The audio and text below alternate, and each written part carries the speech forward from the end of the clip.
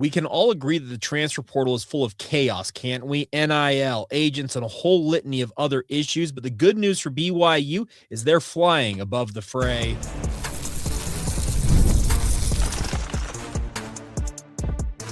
You are Locked On Cougars, your daily podcast on the BYU Cougars. Part of the Locked On Podcast Network, your team every day. What's up, everybody? Welcome into Locked On Cougars, your daily podcast focused on the BYU Cougars. I'm Jake Hatch, 14-year credentialed media member at BYU, your resident expert and insider, and your host here on Locked On Cougars. And as always, thank you for making this podcast your first listen of the day, and thank you to all of you who make Locked On America's #1 sports podcast network. Coming up on today's show, we are going to talk about the transfer portal, and it actually closes tonight. Thank goodness we made it, but let's just put it, there's a lot of chaos out there, and a certain athletic director decided to put his foot in his mouth on social media last night. We'll examine that and how it really impacts BYU in the kind of the opposite manner, because BYU's rolling right now when it comes to the portal. We'll talk about that. Then we're going to talk about BYU basketball in action. First top 15 matchup in Big 12 play as they head to Lubbock tomorrow to take on the Red Raiders of Texas Tech. We'll preview that game. Then we'll do what I love to do on Fridays typically, is talk about what you want to talk about, answering listener questions. We'll get to all that. It's all ahead on today's show, and it's all brought to you by our friends over at FanDuel. The college football playoff is here. The national championship is Monday. FanDuel is the best place to get in on the action all playoff long. Visit FanDuel.com for your college football playoff profit boost every single game day. All right, so if you did not see it last night, Mark Harlan, who is no stranger to, getting himself in some hot water or putting himself in a controversial position, decided that it was a great time on X, or what you may have known as Twitter, to, as I said, put his foot in his mouth. So the backstory on this is that Celessi Moa, who is a Utah prep star, is a 5-star prospect that once upon a time BYU very much would have liked to have had, because his older brothers, Ice and Sione, both played for the Cougars before transferring out of the program. Well, Celessi had decided, after committing to Tennessee in the recruiting process, to sign with Utah in the early signing window. He enrolled at Utah last week and had spent apparently a week on campus. This week, he is out in Hawaii. They have the Polynesian Football Hall of Fame game, which is a high school recruit showcase. Actually going to be played later on this afternoon/evening. I don't remember the exact time on NFL Network. And he's participating in that. And then rumors or news leaked out while he was in Hawaii this week that he has officially entered his name into the NCAA transfer portal, and all intel suggests, including my own, that he is headed to Michigan to join up with Kyle Whittingham. Well, with that backstory being said, if you've watching this on YouTube, I already threw up the graphic here. Mark Harlan decided to quote tweet a tweet from Rivals announcing that Celessi Moa is going to announce where he's playing in this showcase game, the Polynesian Football Hall of Fame game. And he says this, quote, "Well, he was with us in class for a insert last week. Public announcement, ... Seen it all now? Probably not." Now, Mark Harlan, like I said, is no stranger to, injecting some controversy into what he does as Utah's athletic director. Remember, after BYU won that game in Utah last year, he got up there and said, "We were happy to be in the Big 12, but we are not tonight. This game was absolutely stolen from us." And let's just put it this way, yours truly, as well as a bunch of other people, used those quotes that he had uttered into a microphone of his own volition against him last night. And I did quote tweeted saying, "This recruit was stolen from us." And then on our Locked On Cougars account, I had some fun with it as well, saying that last week, Harlan was happy last week, but this week he is not. That hilarity aside, I understand the sentiment that Mark Harlan has here, because you have a kid who announces in a high-profile manner that he's going to come to your school. He signs with the Utes, enrolls in class, and then a week after he enrolls, decides, you know what?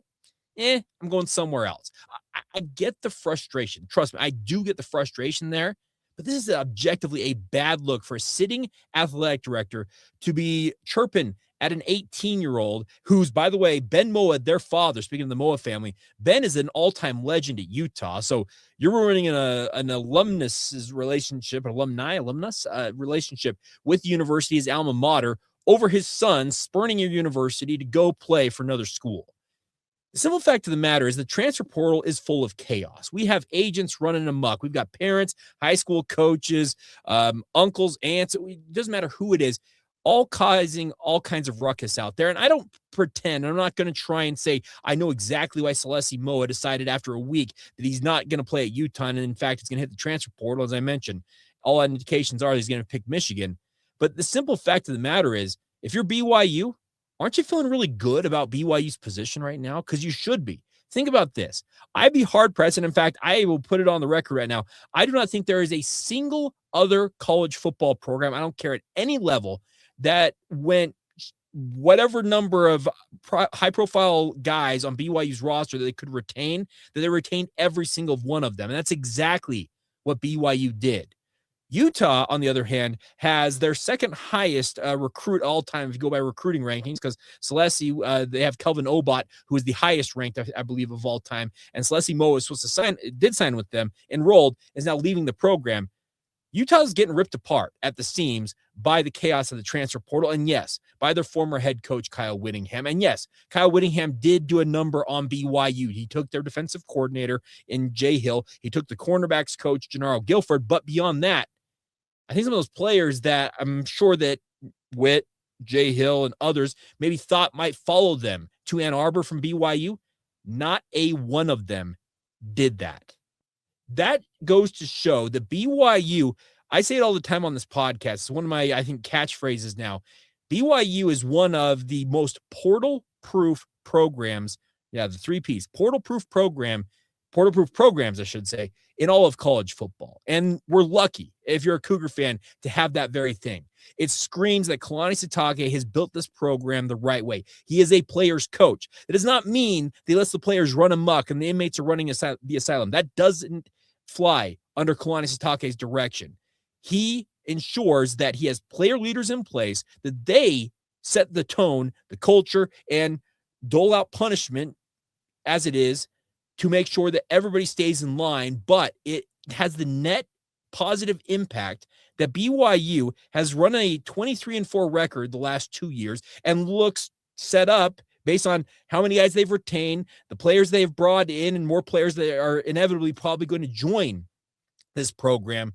They're going to be set up for major success going forward. And that's not easy to come by in this day and age of college football. You don't have to look very far to look at what everything's going on. We have the CSC, which has got no teeth to it, claiming they're going to start reaching out to programs about unapproved third-party NIL deals and saying, hey, tisk, tisk, don't do that. Guys, the simple fact of the matter is college football in so many ways is broken, but BYU, once again, is like kind of just hovering above all the fray, all of the nonsense, all of that chaos that's going on in college football. BYU, once again, is kind of that shining beacon that's gleaming through the darkness, the smoke, whatever you want to call it, and showing what a program can be amidst everything else going on. That's a hallmark of, I think, what BYU is endeavored to be, will endeavor to be, and will continue to be going on into the future so long as Kalani Sitake is running this program. BYU wants to talk about being different, and I know that it draws scorn at times, but guess what? Aren't they different? Aren't they showing what you can do amidst a whole litany of other issues out there in the college football universe, and showing exactly what a well-run college football program can be in this day and age? And by the way, the byproduct of it is major success on the football front. If you want to extend it over to BYU basketball, are we going to argue that Kevin Young's not having incredible success himself as well? So it's actually really impressive what the Cougars have endeavored to do, what they have pulled off. And when you juxtapose it with what's happening up at Utah, where things seem to be coming apart at the seams, count your blessings if you're a Cougar fan. Things are looking very, very good down in Provo. All right, coming up next, we're going to talk about BYU basketball. They are in action tomorrow. They take on the Texas Tech Red Raiders, a top 15 showdown, and it's essentially a toss-up. So who does that favor? Well, I think it should favor BYU. Let's talk about it, though. Today's show is brought to you by our friends over at FanDuel. The college football playoff is here. The national championship is Monday night, and FanDuel is giving all customers even more ways to get in on all the action with every single game day of the playoff. There's one remaining here because right now, every college football playoff game day, FanDuel users get a profit boost waiting for you in the app. If you want to favor the favorite in terms of Indiana, who, look the part of a juggernaut, or if you want to bet on the underdog, the Miami Hurricanes, if you feel that upset is coming on, or you just want to build a parlay around the players, moments you think will decide the game, all of that is available to you, but then you apply that profit boost and go after even bigger winnings, and when you win, FanDuel pays out instantly, which is perfect for playoff football. So check it out. FanDuel is the best place to get in on the action all playoff long. Visit FanDuel.com to get your college football playoff profit boost every single game day. Thank you once again for making Locked On Cougars your first listen of the day, and appreciate all of you who make us over at Locked On the entire network, America's #1 sports podcast network. Please continue to subscribe, rate and review, and share it with your family and friends. Appreciate all the support you guys give this show. It does not go unnoticed. I can assure you of that. All right. So BYU basketball is in Lubbock, Texas, to take on the Texas Tech Red Raiders. Cougars are 4-0 in Big 12 play, and this is a top 15 showdown. And Texas Tech, they're the first of what is going to be essentially a murderer's row of games for BYU upcoming. This is not a game that BYU can trifle with, because Texas Tech ranked 15th in the country, BYU ranked 11th. This is a big, big game for both of these programs, because both of them have aspirations of being, one of the top dogs in this league. And I look at this as a big opportunity for BYU to kind of go out and show us, okay, we have been through a pretty stout non-conference slate. We have kind of slid through, as I've talked about ad nauseum, the softest part of our Big 12 schedule. Okay, let's see what you got when it comes to going essentially best versus best, because Texas Tech is no slouch. And I would argue that if you want to go man for man down a roster, you'd be hard-pressed to find a roster in the Big 12 that competes with Texas Tech in terms of overall talent. JT Toppin is the reigning Big 12 Player of the Year. He averages a cool 21.3 points per game, and then he's flanked by a litany of other players. Christian Anderson averaging a shade under 20 points himself, Lawan Watts, Donovan Atwell, Jalen Petty. Man, they've got scoring options up and down this roster. And by the way, JT Toppin also averaging a double-double with 11.1 rebounds. He is as good as anybody in this league. And I know we want to talk about AJ Dybantsa and Koa Pete and Darren Peterson, all these superstar freshmen that the Big 12 has. Well, Texas Tech has kind of bucked that trend. They've got a lot of older players who have got more experience, and that gives them, in a way, a unique distinction of having an advantage of having the vets. Now, BYU has some vets in their own, Keba Keita, Richie Saunders, and I have actually really like the blend that Kevin Young has in terms of, young superstar athletes like AJ Dybantsa, and Rob Wright is relatively young as well. But then you have the wily veterans and a guy like Richie Saunders, who's pushing, I think, 24 now, maybe 25. Keba Keita's played 4 years of college basketball now. You got a nice blend of, I think, experience and talent, and it's going to meet head-to-head down there in Lubbock. This is going to be a very, very enjoyable game. At least I think so. If you go to KenPom.com, it is a 1-point game. According to KenPom's projections, it does have Texas Tech winning it 80-79 as of recording of this podcast. That gives BYU, according to what KenPom is projecting, a 48% chance of winning this game. Isn't that what you want with a top 15 matchup, a 50-50 proposition, and see how it all plays out? I'll sign off on that. I really do think this is going to be a highly competitive game, an enjoyable game at that. And the hope is that both of these teams deliver a classic. That's what the Big 12 has promised us. I think if you look at all the success that this league has had, we have a program like Arizona that's risen to the top of the rankings. We had Iowa State running second behind them before they got upset by Kansas earlier this week. But you look at it and you're saying, all right, let's see who the real Big 12 contenders please stand up, to steal a phrase from Eminem. That's what I'm looking for. And a game like this, I think, is going to separate the men from the boys in this league. And it's a big opportunity for BYU. If they can push their record to 5-0 in Big 12 play and essentially send a statement to the rest of the league, Texas Tech, we went to their house and beat them on their court. The rest of the Big 12 is going to be like, all right, those Cougars, they got some juice. That's what you can do in this game. Much easier said than done. I'm sitting here analyzing a game that hasn't happened yet, and I'm talking as if it's just easy as walking in and saying, all right, go get the W. BYU needs their big three to shine. AJ Dybantsa, Richie Saunders, and Wright have got to carry the load here. And I also do want to see maybe what the lineup really is going to look like in terms of the rotation going forward. We have seen kind of spurts and stops from guys on Kevin Young's bench, and I don't think it's overblowing the fact, or it's not, the fact is not overblown, that losing both Nate Pickens and particularly Dawson Baker are just critical losses for this lineup. They have struggled to find adequate replacement level play off the bench, especially along their guard line. I don't know if Dominic Diomande can emerge and be that guy, but right now the front court actually looks stouter for BYU than the back court does, and who would have thought that coming into this year? You think about what guys like Mihailo Boskovic, Hadim Boop, Bidoo Ahmed, if Bidoo is available in this game tomorrow, we'll see with regards to the injury report. Think about how stout BYU's front line looks now when it looked absolutely kind of like paper thin going into this season. It's crazy how seasons play out. And I do want to see if Tyler Maruss can come alive in the rest of the way in Big 12 play. Who knows? Maybe they give another chance to Alexi Kostic, or Dominic Diomande finally emerges out of the WITSEC, it feels like, the Witness Protection Program he's been in. I'm very interested to see how BYU navigates this game, because the last time that I vividly remember BYU playing down in Lubbock, I remember Pop Isaacs. Yeah. Well, Pop Isaacs popped off and Texas Tech rallied. BYU raced out to a big lead, remember, down there in Lubbock, and all of a sudden Texas Tech came roaring back. I actually can take you. I went to go get takeout for my wife that night. I can vividly remember this. I can take you back to the exact restaurant, the exact spot in said restaurant I was watching as I waited for my food, as I watched Texas Tech roar back to life in that game.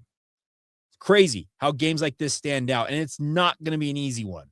JT Toppin is as good as anybody in this league, and that's why he's the reigning Big 12 Player of the Year. That alone, I think, is going to make for a very difficult deal for BYU to handle, especially considering we don't know the status of Bidoo Ahmed at this point. He's been dealing with a shoulder injury.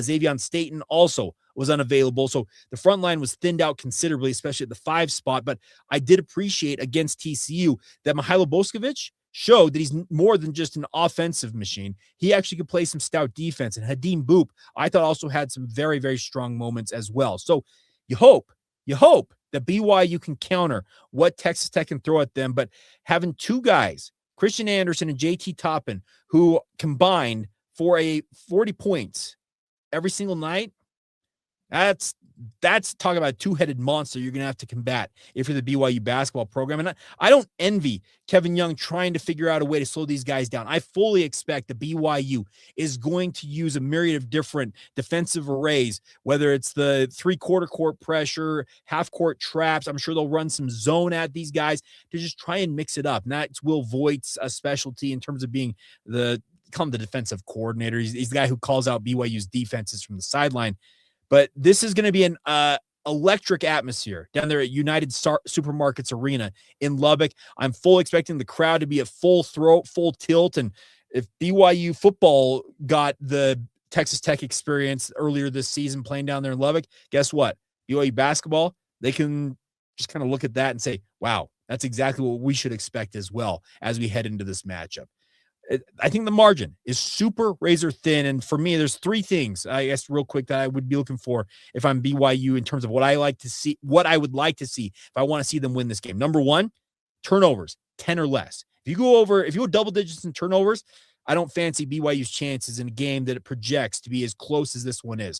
Number two, you need a fourth option, whether it's Moo Davis, whether it's Keba Keita, maybe it's somebody off the bench who emerges to be kind of that, I don't know, you call it the scoring option that's outside the big three. You need somebody to have one of those games where they contribute 10, 12, 15 points. And if they do that, BYU will be, I think, in pretty good shape, because I do expect BYU's big three to show up. And then the final thing, avoid foul trouble. Now, foul trouble is in the hands of the officials, and often is, but you got to avoid foul trouble. You cannot have guys having to sit long stretches on the bench in this game. You got to manage things properly. And Kevin Young, I'm sure, will be preaching hard to his guys. Hey, make sure you're available. We need to have our guys, and speaking of the big three in particular, on the court. You can expect that Texas Tech is going to try to put one or two of those guys in foul trouble, and they're going to blitz guys like AJ Dybantsa as well on defense. We'll see how they respond, but this is promising, I think, to be a really, really fun contest, and I hope it lives up to the hype. All right, coming up next, we are going to talk about what you want to talk about. I love doing listener mailbags. You guys responded in force with a number of questions. We will get to as many of them as we have in the time remaining. It's all coming up next right here on Locked On Cougars.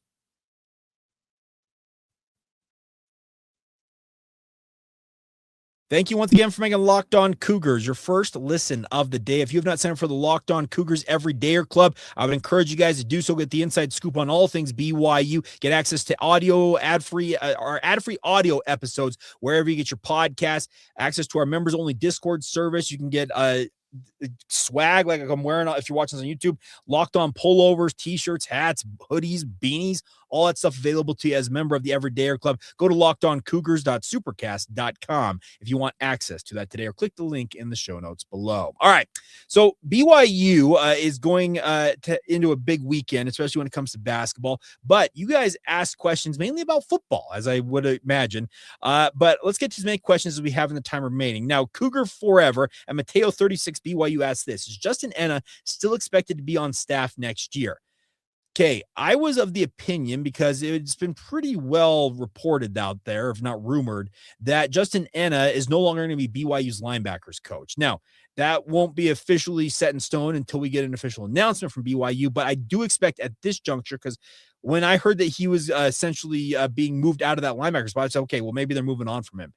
I understand there will be an opportunity for him to stay on staff if he so desires. Hopefully that answers your question. I don't know what role that will be in, but as I understand it, at this current juncture, there is a path for him to remain with the Cougars. RSL Cougar, Ragnarok72 says, who didn't get a lot of playing time this year we should be excited about? I would say Sione Moa, if he can stay healthy, is BYU's number 2 running back. I think that he's got the capability of being a phenomenal compliment to LJ Martin, but he's got to stay healthy. Another guy, I would say keep an eye on Reggie Frishknecht. I think he's got a lot of capability in him. I think he's built kind of in the mold of a Chase Roberts. Is he going to be Chase Roberts? TBD, but keep an eye there. I think Nusi Taumwe-Apea is primed for a breakout year. I know that Nusi came on strong the tail end of this past season, but I think the best is yet to come from Nusi. Other names to pay attention to. I think that you still have yet to see the best of what guys like Hunter Clegg have in them. Tausili Akana. There's some guys I'm excited to see really kind of make these positions their own and hopefully shine going forward here. Nicholas Chadwick at Nick_Chadwick15. What is your non-blue goggle prediction on how well the new Michigan coach, Kyle Whittingham, will do at big time universities? When they fail, how glorious will that be? Well, if you want non-blue goggle the prediction, I actually think Michigan's going to be pretty good. Kyle Whittingham's got a track record. I know a lot of y'all can't stand him. He's got a track record of putting really good football teams on the field, and I expect he will do that at Michigan. He wants to win a national championship. That's why he took this job at Michigan. He truly believes he can make the college football playoff, and he can do what Jim Harbaugh did and win a national title, albeit without the cheating going on. But that's beside the point. I do think he's going to have success at Michigan. And you talk about when they fail, I just don't think they're going to fail, because if they fail, that's a bad look for a guy like Jay Hill, Jernaro, Gilford, etc. That actually hurts their prospects. And once a Cougar, always a Cougar, I think is kind of the mentality for a lot of us. Don't want to see those guys fail, personally. Porter, do we still need 2 cornerbacks on the roster for depth? I would say yes, Porter. Now, who are they? That's a great question. I will say that there is one name to pay attention to out there. Jayven Williams, a guy who played at both Kennesaw State and Mississippi State. I was sent a screenshot last night of him. He's actually visiting BYU when they played on Wednesday night against TCU. Does that mean he's going to sign with BYU? TBD, but keep an eye on that name. Jayven Williams, a 6'2", 185-pound cornerback via Mississippi State, and before that, Kennesaw State. Wild Turkey Fart Blunt, our good friend Ryan, says this: how are we feeling about our chances with Bruce Branch and Mika Muranen? I think BYU feels decently about their chances with both of these guys. The intel that I have read about is more about Bruce Branch, who apparently is very keen on kind of keeping an eye on what a guy like AJ Dybantsa does with Kevin Young. If Kevin Young can take AJ, and it appears he's already doing it, to the top of the NBA draft, a 5-star prospect like Bruce Branch, why wouldn't he consider BYU? And Bruce Branch, kind of that next iteration of the great superstar high school players that BYU wants to have in this program. Next question, Ricky Moreno. How many football players are coming back from their missions this upcoming season, and who do you expect to contribute in 2026? I can answer that question, Ricky, early next month when BYU actually lets us know who officially is expected back off of missions. They will put out a release on National Signing Day in early February, and I'll be able to answer that question better then because I can project who's going to be back, but it's never an exact science. So bear with me. We'll answer that in due time. I also asked this, which football players in the 2026 freshman class do you expect to see playing time right away of those not going on a mission? I would say the Pula twins, both Jaren and Kenan, I think they've got the capability of contributing right away. The one that I am most looking forward to, Legend Glasker. Legend said on this podcast, I interviewed him last fall. You can go back if you want to scroll all the way back through our feed. And I talked with him after a Lehigh football game, and he said on the record that BYU actually tried to get him to graduate last summer and enroll at BYU to play this past fall. I think that's an indication of how good they think this kid is going to be. And he's very surprised if Legend is not getting an opportunity to play very, very early on at BYU. All right, other questions here. What position groups in football need to step up next year for the team to take another step? That comes from Patrick Neal. I do think the defensive line needs to be better because I think we all saw what Texas Tech could do with an elite defensive line. I think BYU's offensive line also needs to take the next step. Now, they're bolstering that with some of the transfer portal additions they have made, but I think the trenches, they've really got to lead the way, and I do think you need to see more well-rounded play from BYU's wide receivers. You can't have essentially be the Chase Roberts and Parker Kingston. Like, you can't have just 1-2 combo. You need to have 3, 4, 5 guys contributing, I think, more. Let's see other questions here. RSL Coup, can you confirm that Keita Luave actually chose BYU because he couldn't get into Michigan, or is that just sour grapes from Michigan fans? I don't know the exact answer to it. What Michigan fans were chirping back at me saying that he needed 60 credit hours at Michigan to be able to graduate from the Wolverines. Okay, great. That's all good and dandy, but we're talking about Cal Berkeley here, everybody. We're talking about one of the academic bastions of the West Coast, and that kid can't transfer from Cal to Michigan. So be it. I do know this. He is from Utah. His sister plays volleyball at BYU, and I think that pull of family did help him land in Provo. I will just say that. Let's see, other questions. Lone Star Cougar, what position has the biggest question mark that you're worried about us not getting filled? And do we have any currently on the roster you could grow to fill that role? Ooh, good question. It's probably that wide receiver position, like just seeing maybe a more well-rounded group of guys contributing. I'm not saying that Reggie Frishknecht, Tate Nakua, Legend Glasker, the Pula twins, if both of them end up at wide receiver, can't end up being that, but you hope that JoJo Phillips, Parker Kingston get some other guys that can contribute. And yes, Walker Lyons and potentially a guy like Roger Saliapaga, who is rumored to be in the mix for BYU to sign out of the transfer portal. Those tight ends also need to contribute. You need to have a more, I guess, wide or vast array of receiving options for Bear Bachmeyer. Matitude, are the drunken noodles good at Lanai Tai? I want to get them, but I always chicken out. Matt, that is a deep cut. I cannot believe you know that I love Lanai Tai up in Salt Lake City. It is a small Thai place, but it is my absolute favorite in Salt Lake City. There's a lot of good Thai places, but this one, it knocks it out of the park. And the drunken noodles are absolutely worth the price of admission, price of buying them. They're fantastic. And also, just another plug, if you're going to go check out our friends over at Lanai Tai, get the curry dumplings. Pretty dang good themselves. Let's see. I'm running out of time here, so we're gonna wrap this up, but we'll get a few more questions in here. Okay, we already answered that one. I think Stonegate, what are the major challenges BYU will face against Texas Tech? I think we answered that talking about earlier. Excuse me. Let's see. Other questions. Oh, there was a good one that came in here. I got to find it I don't know if I can find it. It's actually not popping up anymore. Maybe been deleted. That's always fun when stuff deletes. But I guess we'll give the final word here to Jeremy. This is a good question. I'm excited to have Bear back for next season. What single skill would you most like to see him improve? It's a great question. I would like Bear to improve the most at getting through his initial reads quicker. That's going to come with time. That just comes with playing the game of football. He got better as the season progressed last year, but there were still times. Think back to Texas Tech, he would lock in on wide receivers, those Texas Tech losses, and it cost him because he got picked off multiple times. He needs to go through those progressions and get through those progressions faster. Like I said, that will come with time, but I do want to see more of that from him. And I guess the other thing I would like to see is a more how do I explain this? Kind of a more rounded approach to him going through said progressions and making those snap decisions. I know that sounds convoluted and it doesn't make sense in my mind the more I think about this here. I guess it's all kind of wrapped up in one. Get through your progressions quicker, but also don't lock on to guys. I butchered that. I apologize. And he also asks this, Jeremy, how tall are you, Jake? On a good day, I am 6 foot. I like hover right between like 5'11" and 3/4. Like legitimately, this is, I guess, how good I slept the night before. If my back's all stretched, I don't know. I've hovered between 5'11" and 3/4 and 6 foot and 1/8 inches. I'm dead serious. I've been measured in that range, and it literally goes day by day. So I say I'm 6 foot, but there are days I'm not actually 6 feet tall. So there you go.